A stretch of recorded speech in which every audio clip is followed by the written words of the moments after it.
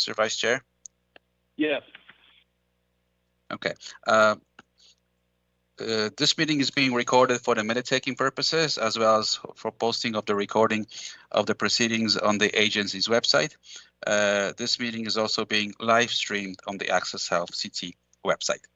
Thank you, Mr. Chair. Thank you. This is Paul Philpott. I'm the Vice Chair of the Board, and I'll be the presiding officer this morning in the Chair's absence. It is requested that participants introduce themselves every time they speak, and roll call votes will be taken prior to and for every action item. So, Marcin, would you like to do attendance? Yes, Mr. Vice Chair. Charles Klippel. Paul Philpott, Vice Chair. Here. Grant Ritter. Here. Deidre Gifford. Present. Thank you, Dr. Gifford. Steve Hernandez. Matthew Brackman. Thomas McNeil. Here. Dina Berlin. Here. Andrea Barton-Reeves, DSS Commissioner. Sean King from OHA. Here. Claudia Gaultier from OPM. Paul Lombardo from SID. Here. Thank you. Dr. Manisha Tutani, DPH Commissioner. And Caroline Zambetti, designee for Nancy Navarrete, DMS Commissioner. Good morning, here. Good morning. Thank you.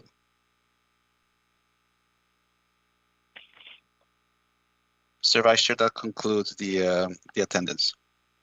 Yes, and I understand there's no public comment this morning. That's correct, Mr. Vice Chair. Okay. So the next order of business will be the review and approval of the minutes of the last meeting. Are there any questions or discussion? There being none, Chair would like a motion to approve. So would you like to have a motion to approve them? I'm sorry, Mr. Vice Chair, to approve the March 4th, 2024 special meeting minutes. That's correct. Yes. Thank you.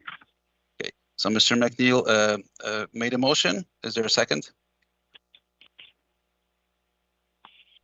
I'll second. Mr. Swan. Okay. Thank you.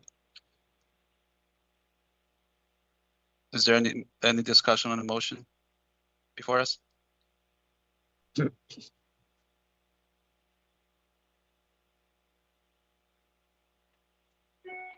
Mr. Vice Chair, would you like me to proceed with the roll call vote for the minutes? Yes, thank you. Okay. Sure. But yes. Grant Ritter? Yes. Deidre Gifford? Yes. Steve Hernandez? Yes. Matthew Brackman? Thomas McNeil? Yes. Dina Berlin? Yes. Andrea Barton-Reeves? Sean King? Yes. And Claudia Gaultier. Thank you. Thank you, Marcin. At this point, I'm going to turn the meeting over to our CEO, James Michel, to give us a CEO report.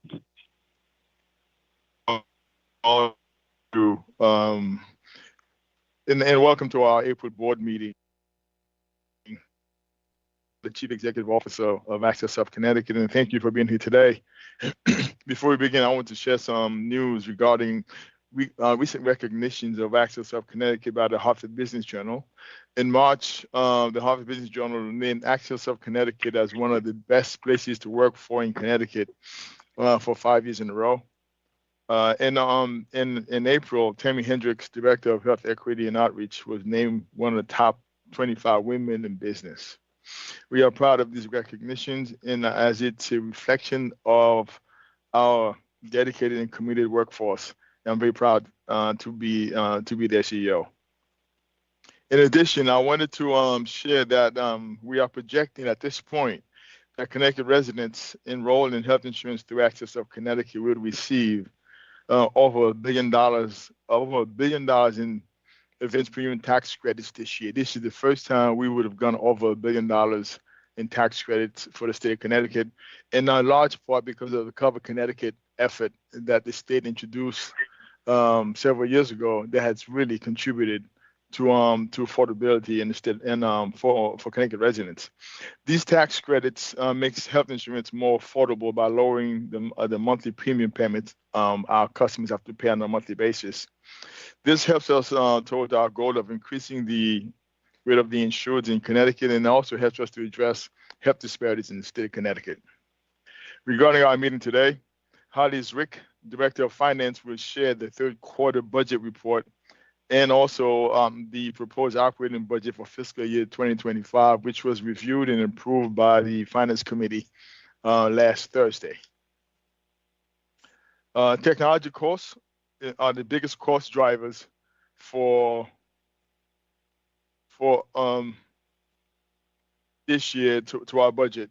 We also anticipate an increase in marketing costs as a result of a rise in advertising rates during the presidential election period, which coincides with our open enrollment period. Holly will also give you an investment report. After Holly, Tammy Hendricks will bring you up to date on the Broker Academy. We are very impressed with the candidates who applied for the third cohort of students, and are looking forward to another great session this year. To conclude the meeting, Susan Richby of Legal and Government Affairs will give a legal and policy update on the Affordable Care Act. Before I close, just want to remind the board that you are all invited to the Small Business Summit, which is happening this Monday in Mystic. If you did not get an invite, please let us know. We'll forward it to you. But I believe a while ago we invited the entire board this Monday. It's in Mystic, Connecticut, the Mystic Marriott. Thank you again for attending today's meeting. I will pause for any questions before we move on.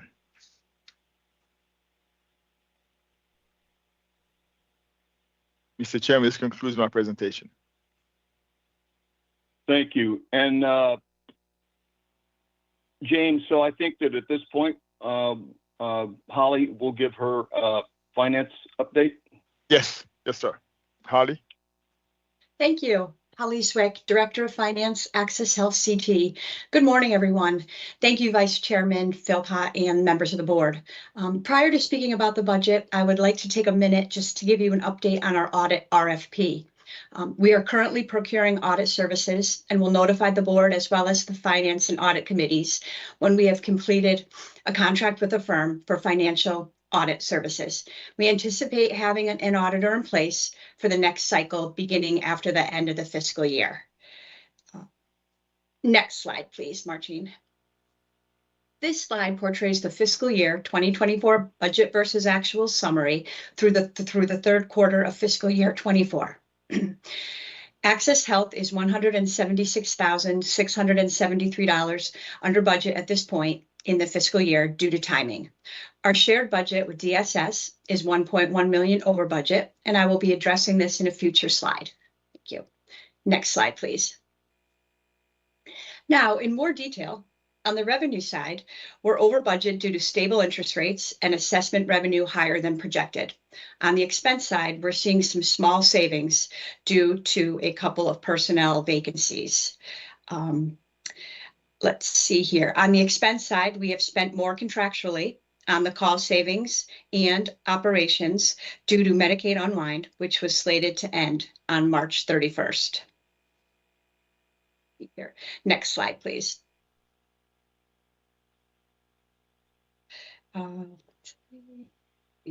I apologize. This slide shows the full fiscal year 24 budget adjusted after 3 quarters, which remains flat. Next slide, please. As I mentioned previously, on the revenue side, interest income has increased as rates have remained steady and assessment rates are higher than projected.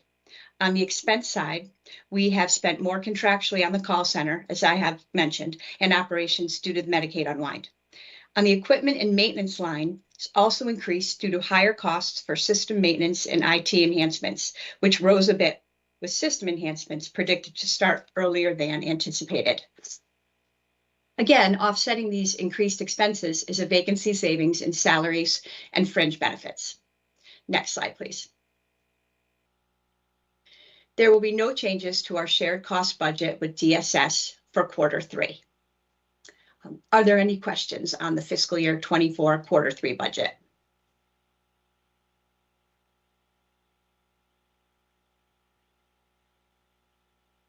I believe there's a vote on the next slide. Yes. So there being no discussion or questions, the chair requests a motion to approve the fiscal year 2024 third quarter budget report operating as presented by the staff.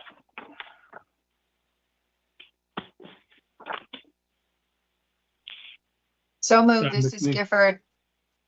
Seconded, Tom McNeil.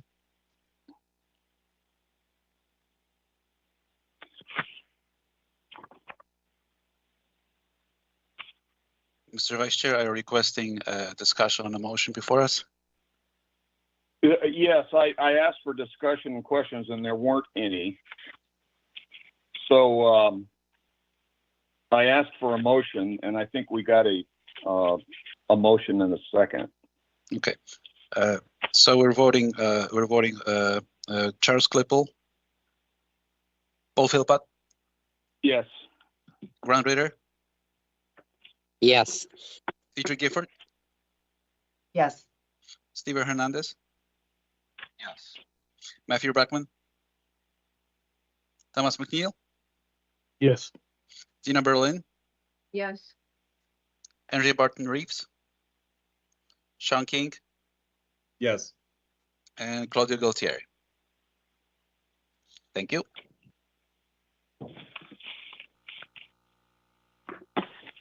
Okay. Thank you. At this point, there's another vote, and the chair is asking for a motion to approve the fiscal year 2025 proposed operating budget as presented by the exchange staff. So Paul, I think, do you want us to go through the presentation first? We Yeah. have a slide. Okay. Yes, All right. thank you. Okay. Go ahead, Holly. Sure. Thank you, everyone. Holly Swick again. The proposed fiscal year 25 operating budget is focused on similar strategic initiatives from last fiscal year, including investments in IT, cybersecurity, and health disparities to aid in supporting our mission of decreasing the number of uninsured residents, improving the quality of healthcare, and reducing health disparities. Next slide, please. Our fiscal year 25 proposed budget increases by a little over $3.5 million, which I will show in the next slides. Next slide, please. On the revenue side, anticipated grant income remains the same. Marketplace assessments increased due to a new assessment rate approved by the board last year, and actuals came in higher than projected. Interest income, however, is anticipated to decrease due to the interest rates. On the expense side, we are seeing an increase in salaries and fringe due to a 3% merit increase. Temporary staffing is increasing for additional resources to help with IT, CMS, and IRS audits. Now on to the next line item, which is contractual. That line item is made up of the call center, operations, marketing and outreach, and vendor contracted resources. This line item is increasing by close to $1.8 million due to increased costs in marketing, with 2024 being a presidential election year, as well as the call center incurring additional expenses and IT initiatives. The next line item of equipment and maintenance, which is made up of software licensing and system maintenance, along with equipment purchases, is increasing by approximately $500,000 due to an increase in APCD costs of roughly $323,000 and increased maintenance, IT maintenance, as we're always working on improving our systems. Additional initiatives are also driving costs up. Finally, travel has increased to $100,000 because we are able to travel more post-COVID, and travel has become much more expensive. Next slide, please. This is our fiscal year proposed shared budget with DSS. with no change to the overall budget. Our call center costs are increasing, but our shared costs with DSS are remaining the same. We have seen minimum wage rise with inflation as well as increased IT maintenance costs. The call center is the largest line item in our budget. To close the gap, we will need significant mitigation efforts. DSS and Access Health are working collectively with our call center vendor to continue to improve the quality of calls and to minimize wait time. We're also cognizant of the need to leverage all technology available and are increasingly utilizing texting and emails in the marketing department, as well as exploring the callback feature for the call center. We are also planning on going out for RFP for the call center later this year, as we are always striving for the best value for the exchange. Next slide, please. The fiscal year 25 projected reserve fund balance is approximately $19.3 million, which equates to 6.2 months of operational funding. This includes $796,352 carried over from fiscal year 24. Are there any questions on the proposed fiscal year 25 budget?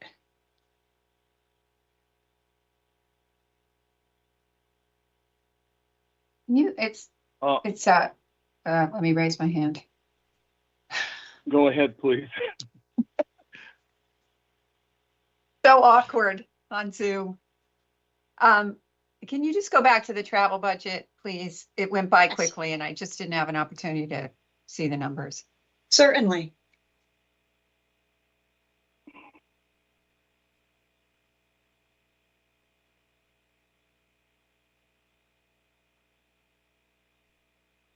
And overall, as a percentage increase, is this roughly in line with previous annual increases for Access Health? It seems a little higher to me, but that's just my gut. Dr. Gifford, are you referring to overall or just bottom the line? Travel?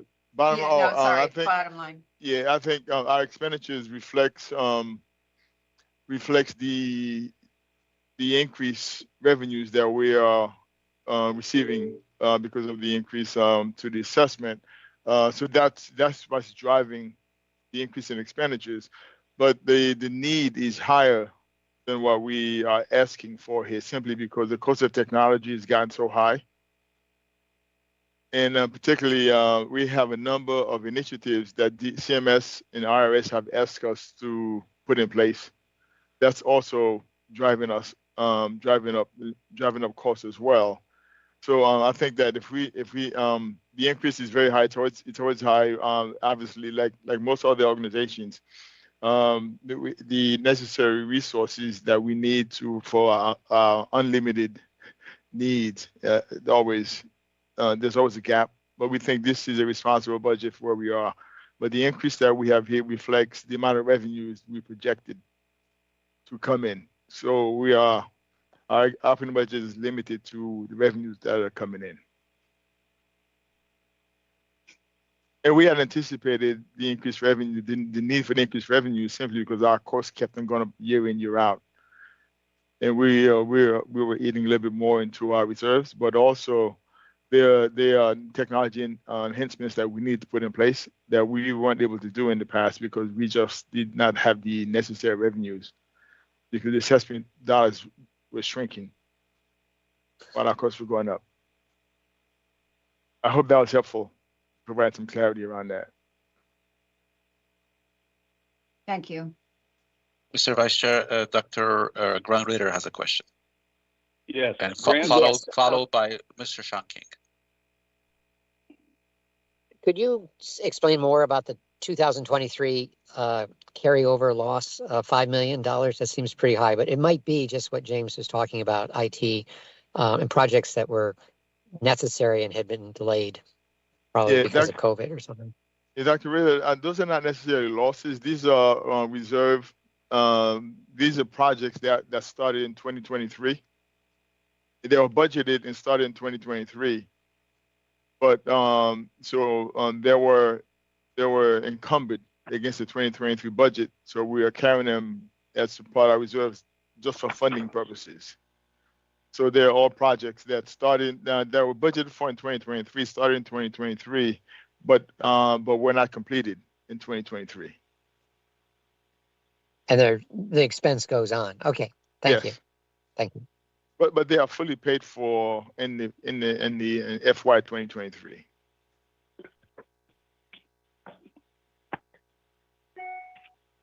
Next question. Just a general statement in that we anticipate going forward, given that the number of the individual insured have gone up in the current year. So we anticipate in the next 2 or 3 years, the revenues would continue to climb, given that we have more people in the individual insurance business in Connecticut.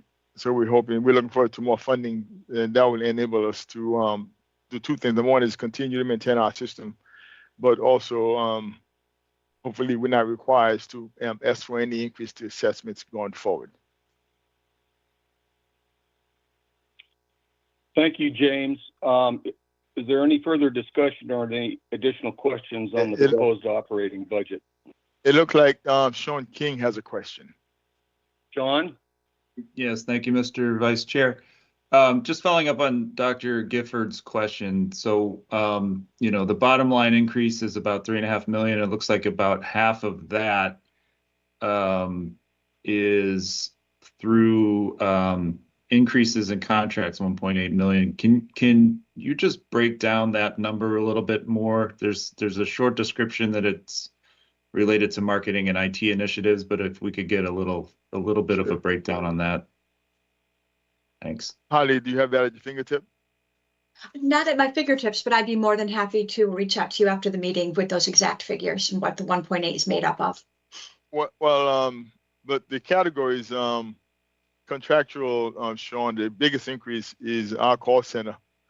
That has gone high in marketing, as I indicated in my opening comments. We anticipate that because of the election year, at least in our history, presidential election year, the marketing costs, TV, radio, they almost double during presidential year, simply because if you want any airtime or screen time, you got to pay more simply because it's much more competitive.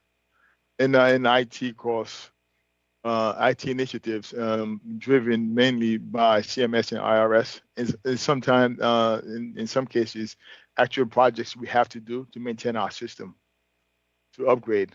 And those are the biggest drivers. And again, this is our best estimate is what the costs are going to be.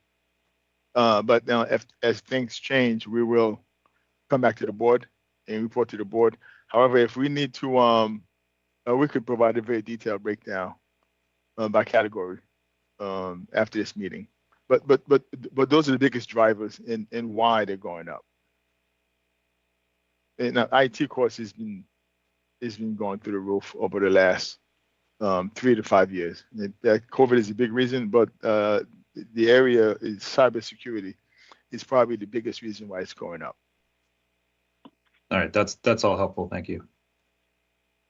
Marketing is another line item that is increasing about, out of that 1.8 million is approximately 600,000 of that.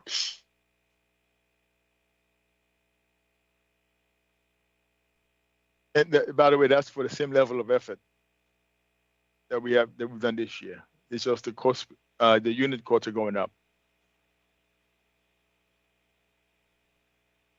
Okay, any further discussion or questions?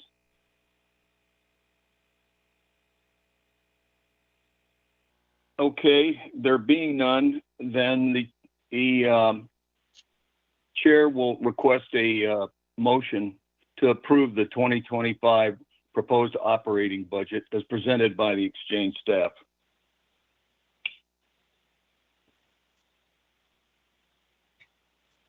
So moved. Do I hear a motion?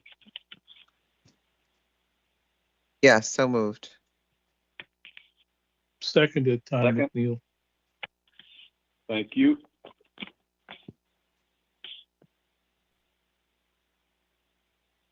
We're voting on the budget. Charles Klippel.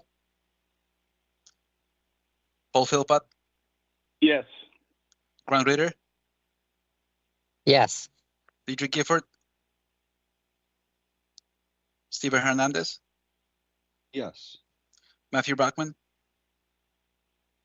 Thomas McNeil, yes, Dina Berlin, Yes. NJ Barton Reeves, Yes. Sean King. Thank you. Yes. Sean King. Thank you. And Claudio Galtieri.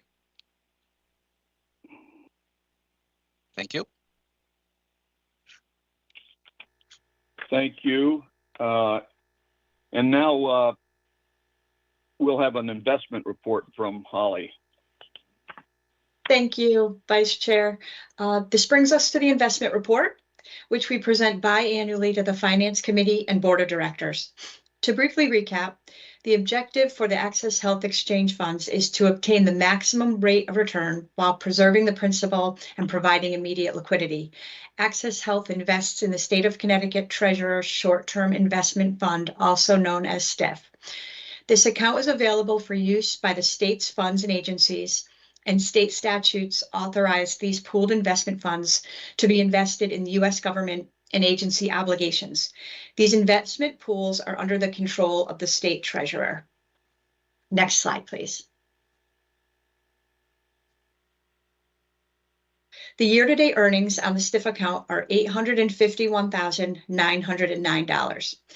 Access Health Connecticut's investment portfolio is in compliance with our investment policy, and we can meet our expenditure requirements for the next 9 months.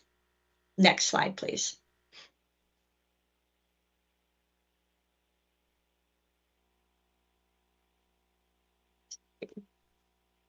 I believe that Susan Richby, our legal director, was going to say, explain some of the legislation. Yes, thank you. Thank Susan? you.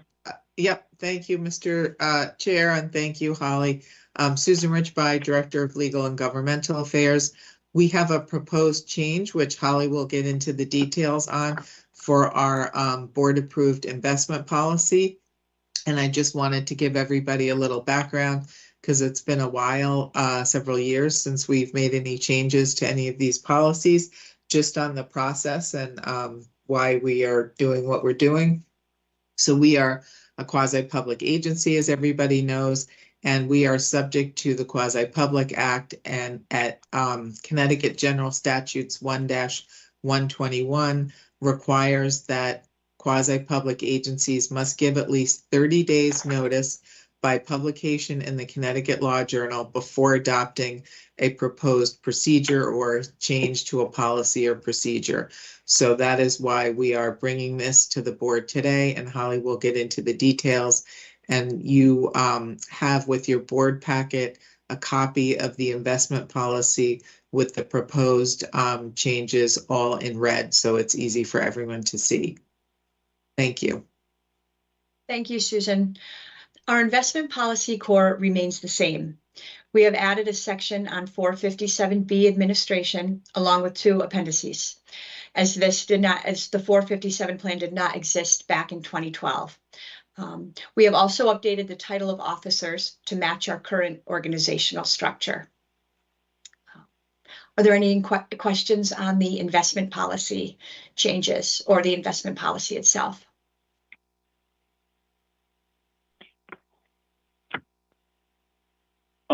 There being no discussion or questions, the chair will entertain a motion I to think approve the. it looks like there's a question from Dr. Gifford, Mr. Vice Chair. Please. Thank you. I just want to know if the Finance Committee had approved the changes. Yes, I certainly. Susan, could you? Can I refer you on that? Sure, Thank you.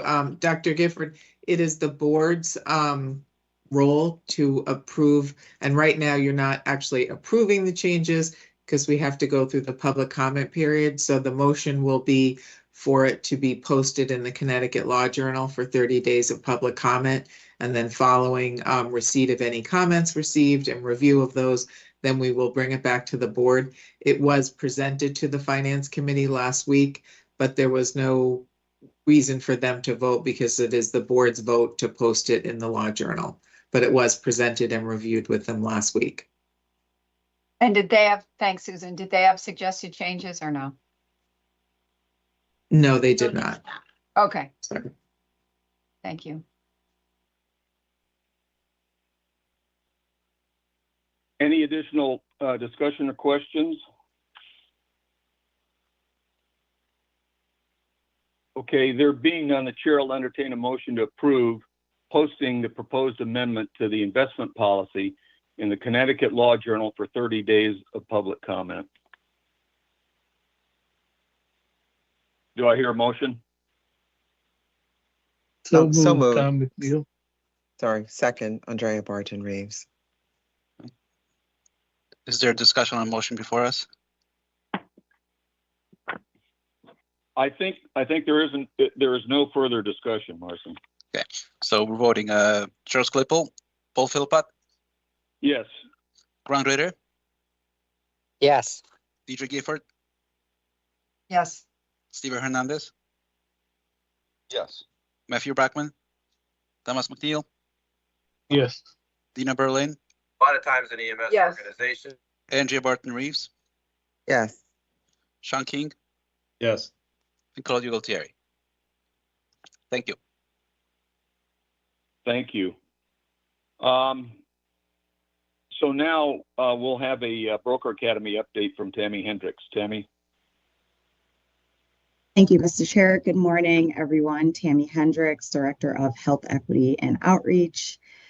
Broker Academy Year 3 is officially underway. We've seen a significant increase in webpage visits, questions, email, leading up to the application launch at the beginning of March. And visits to the website actually more than doubled from February into March. And that's great because in total, we received 101 applications, which is a 53% increase compared to last year. And I wanted to note a few factors that we think led to this increase. First, last year, we started to promote the program at all of our outreach events throughout the year, really giving folks a heads up, providing, consistent reminders, which helped because people were more aware of the timeline of the program this year. And we also found that in general, applicants were more prepared before applying this year. Another really big factor, of course, the continued help of our community partners. Past students really got involved this year, and brokers, especially those who participated in our mentorship program, helping us spread the word, played a major role in our successful recruitment this year. And we've noticed that applicants that are referred to the program by our partners, they tend to have a better completion rate. So for example, comparing years 1 and 2, we had less applicants last year, but we actually had a higher retention and graduation rate than we did in year 1. And I think the biggest difference there was most of the students in year 2 were referred by community partners or past students and mentors. So based off of this trend, we're expecting even more of an increase in retention and graduates this year. And I'll touch on some more stats below. But right now, the teams are wrapping up the recruitment phase. We are moving into the application review process. Last week, the application team started to schedule interviews. And the goal is to have students accepted by the end of the month so we can start the program readiness meetings in the beginning of May. And for those of you who are not familiar with the program readiness meetings, these are weekly meetings that we put in place to get the students prepared for the in-class trainings. And in the past, students have told us how important these meetings were to their success in the program. So we went ahead and we added an extra meeting, weekly meeting for the students this year. So more to come on that as we plan those sessions out. But moving on to some stats on the program applicants, we will start with referrals. More than half of the applicants, 53%, said they were referred from their communities to the Broker Academy. So this is including referrals from community organizations, their friends, their families. Some noted that they were referred by their case managers and community colleges. These applicants are having meaningful conversations with key members of their communities before applying. And we structured the recruitment plan that way, right? This was the goal, having more applicants come through from community partner referrals. Because while we know that this is a great opportunity, this program is a wonderful opportunity, it does require commitment. And that's hard for a lot of people. So especially for the applicants that we are looking for that are living and working in underserved communities. So having community partners participate in the recruitment process was so important, not only for the students, but for the program as well. 30% noted that they learned about Broker Academy directly from Access Health. We did a lot of Zoom sessions. We had a lot of promotions at events, newsletters, emails, phone calls. So a good chunk of students came in through referral directly from our staff. And no surprise here, 67% of the applicants identified as female.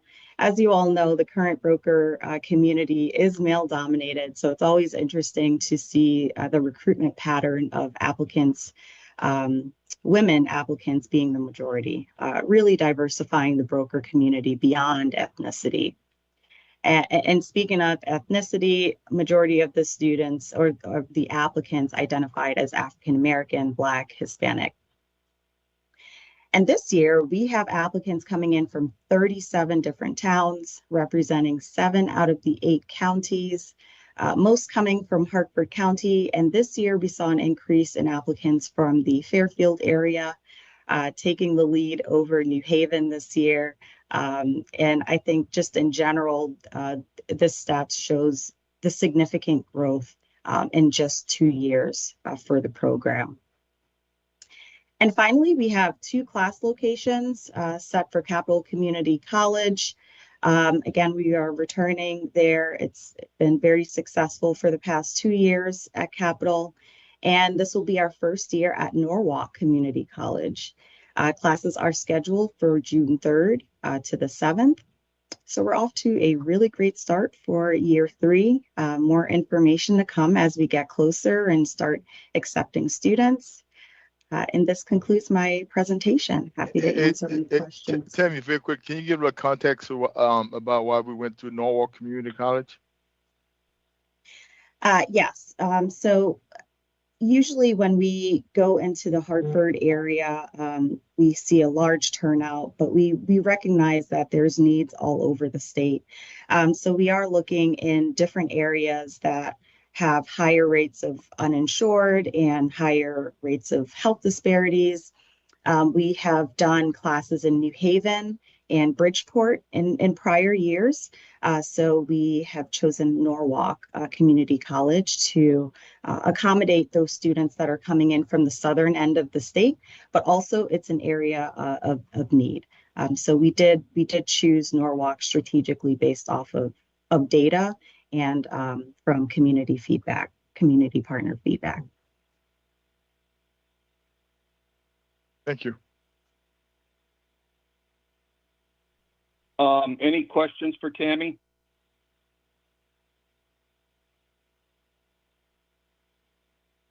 No questions, Mr. Vice Chair. Okay, thank you. So Tammy, this is, I believe, a one-of-a-kind program in the nation, is it not? Yes, it is. From what we know, we are the first exchange to do a program like this. And we've actually met with a lot of other exchanges who are interested in launching similar programs. So we're really proud of that.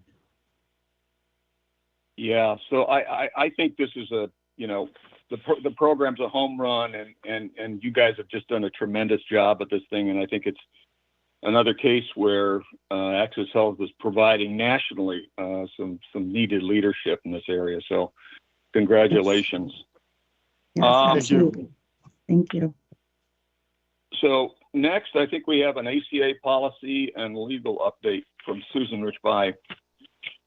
Thank you, Mr. Chair. Yes. So for today, we wanted to touch on 2 items. brief update on the Braidwood versus Becerra case, and then the regulatory action by HHS, Health and Human Services, at the beginning of this month on the notice of benefit and payment parameters for plan year 2025. So Braidwood versus Becerra, as hopefully everybody might remember, is the very important case that's dealing with a challenge to the ACA's preventative services mandate, which, you know, as we all know, is a really critically important part of the ACA. This case was brought in Texas. It is now before the Fifth Circuit Court of Appeals to consider an appeal, the Justice Department's appeal of the lower court in Texas's ruling that struck down parts of the preventative services mandate.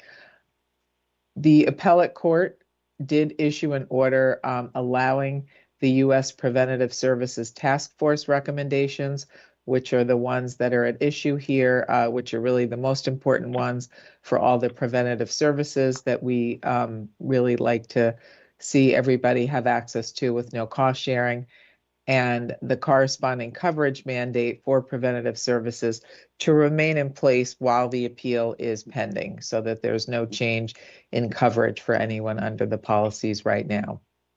As you might imagine, lots of interested parties in this case. They've filed what are called amicus, friend of the court briefs, to express their opinions, and oral arguments were held in early March. We will continue to follow this case, and when a decision comes out from the Fifth Circuit, given the importance of this case, it is anticipated that it will go up to the Supreme Court after the Fifth Circuit rules, and we will continue to monitor it and bring it back up to the board. Next, I'll just give you a brief update on the notice of benefit and payment parameters for plan year 2025. As I mentioned, it was released in the final rule at the beginning of April. And just for everybody to note, there are now 18 states plus the District of Columbia, so 19 altogether, that now operate their own state-based marketplaces. And Georgia, Illinois, and Oregon are in the process of transitioning from using the FFM system to be full state marketplaces and using their own state system. Oregon's been an exchange, but was using the FFM system for a number of years. And there are also other states that are considering making the change.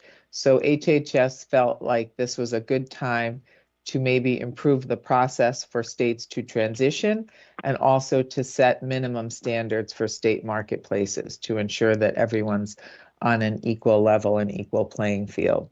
So of those changes in there, one of the items that is of interest is a quantitative time and distance network adequacy standard. And when you talk, it's time and distance.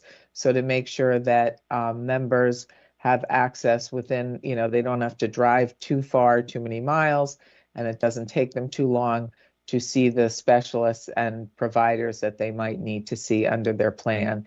And the change is that states have standards that are at least as stringent as the one used by the FFM, the federal marketplace, for plans through the FFM. And this will start in plan year 2026.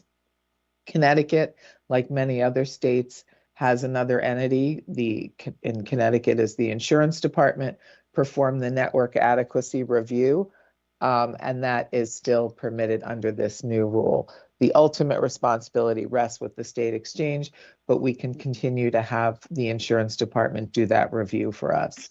One of the other items that they came out with some standards on are some new call center standards. We've always been required to have a call center, and now with the increase in the number of state exchanges, they wanted to make sure that everybody's call center at least met a certain minimum standard.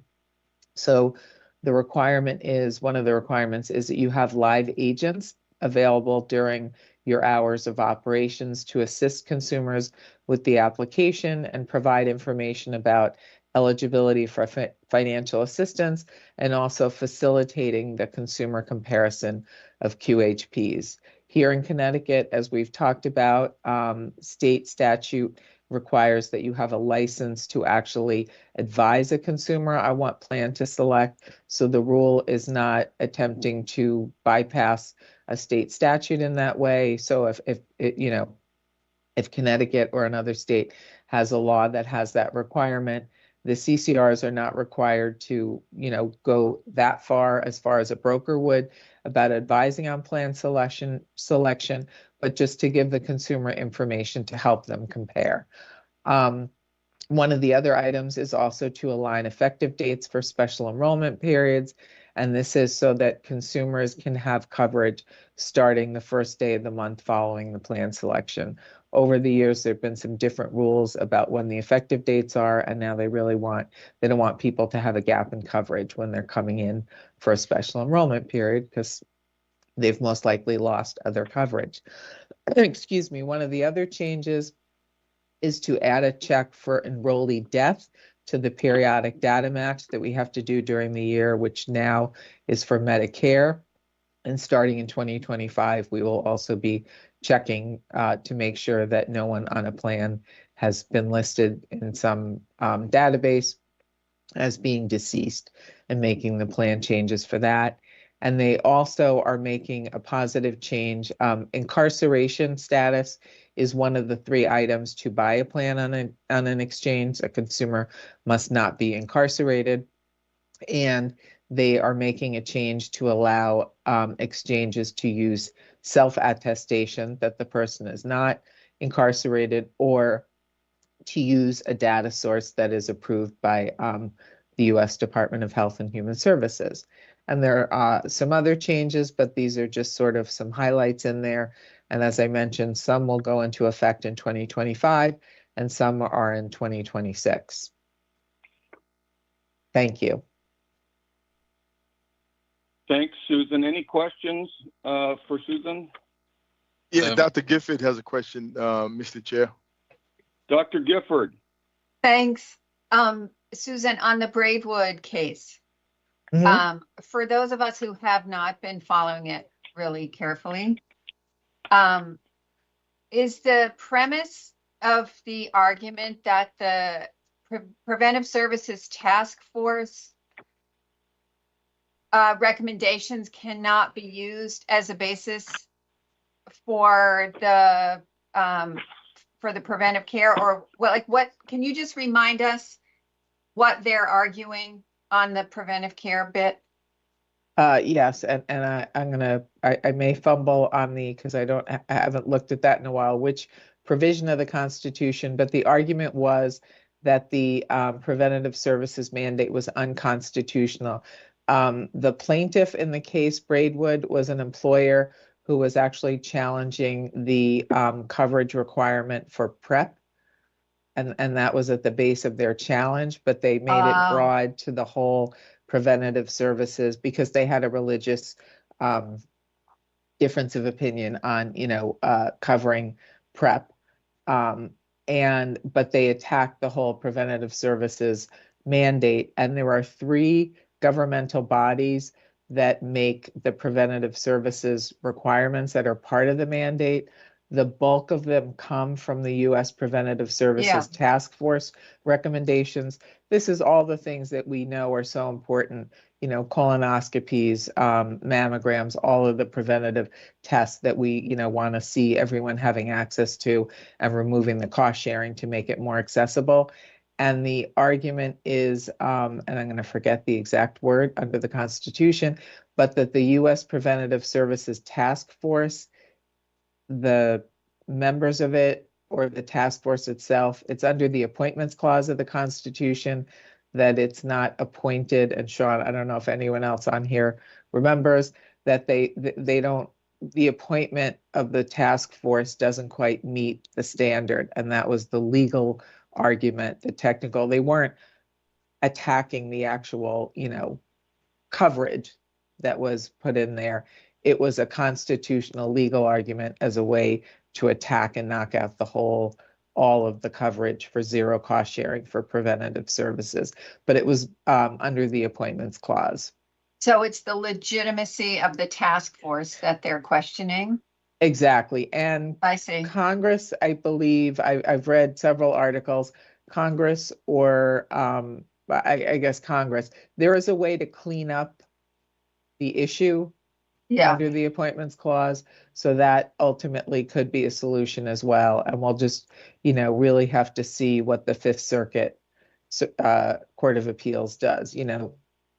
They tend to have rulings that follow with the lower court in Texas, where a lot of these Yeah. cases come up, which is why everyone is anticipating that this will probably end up before the Supreme Court. okay. Thank you. Thank you, Susan. So now I'd like to recognize James Michel for a discussion of future agenda items. Thank you very much, Paul. The items that we are focused on right now, we have 3 strategic initiatives. We have ICRA, which we have presented to the board, to the strategy committee. We are looking also, we've been working very closely with our partners, 10Clicks. Our 10Clicks project, this is modernizing our current system that's using 20-year-old technology, although our system is about 12 years old, but at the time, technology that has been used was already 8 or 9, 10 years old. So we have to update our system because it's very expensive to maintain, but it's also not flexible. If we have to make changes on the fly, it takes a long time to do it. And so very expensive because of how it was designed and built back in 2012. So we're looking at that. And also, I think, as Holly indicated, we are working on doing an RFP to go out to bid for a new call center, which is our biggest operating cost. And that is a shared cost with DSS.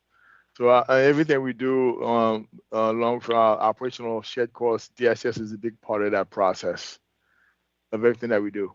So those are the 3 big items that we're looking forward to keep the board updated on ICRA and our 10Clicks project, updating our current system and our call center RFP process. All 3 of a big lifts for us. The call center is extraordinarily just standing up a call center is a big operational task, but also a lot of risk that comes with that. And also, updating our system is also extraordinarily risky as well. So obviously, we have to be very, very thoughtful what and how and who and when. So we'll keep the board fully abreast of what we're doing as we move forward, very strategically, but very deliberately, making sure that we don't expose Connecticut residents to any risk. At least minimize the risk that we expose our current customers and future customers to. Thank you, Mr. Chairman. Thank you, James. Any questions or comments for James?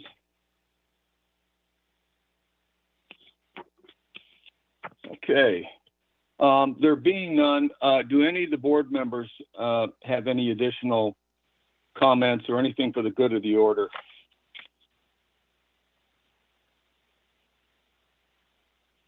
All right. There being none, the chair will entertain a motion to adjourn. So moved, Tom McNeil. Second. Second. Roll call. Charles Klippel, Paul Philpott, Yes. Grant Ritter, Yes. Deidre Gifford, Yes. Steve Hernandez, Yes. Matthew Brackman, Thomas McNeil, Yes. Dina Berlin, Andrea Barton Reeves, Yes. Sean King, Yes. and Calder Gaultieri. Thank you. The motion to adjourn is carried. So the meeting is adjourned. Thank you for your attendance. Thank you all. Thank you. Bye-bye. Thank you all. Thank you. you.